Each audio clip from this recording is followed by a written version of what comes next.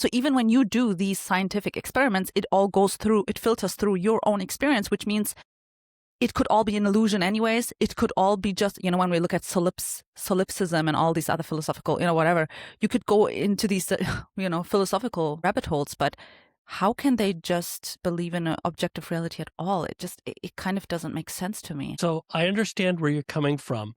And your problem is that you are a very, very strong holistic thinker. So you get the big picture. The big picture is very, very clear for you.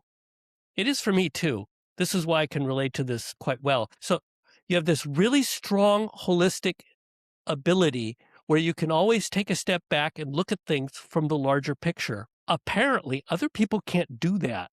That this skill, I'm not going to say it's like totally unique. There's a much smaller population of people who can manage this type of thinking. It is not the norm. And so this will make you run around going, everybody looks nuts. They're crazy. Why are they doing it this way? And that's because you have the holistic thinking to constantly take a step back and go, what the heck? No, this doesn't make sense from a holistic point of view. And it's really obvious sometimes.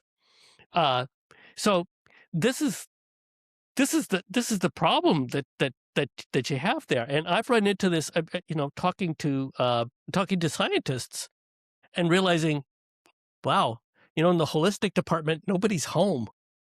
What? So they're dealing with stuff right in front of them, and that's all that they can acknowledge. And if you try to take a step back, they can't go there with you. And even scientists struggle with this sometimes.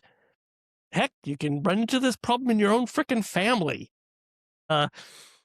It's just one of those things. Yeah, I guess I'm thinking too deep into anything, actually. Maybe people don't think that deep. And I see, though, why it is scary, because I have faced my own fears since for many years. And it is one of the scariest things to actually let go of the need to know it all, to let go of, basically to understand that you know nothing. But at the same time, your experience is actually all you know, and everything is valid. Just because it is in your head doesn't mean it's not real, Harry, Dumbledore and Harry Potter. Yeah.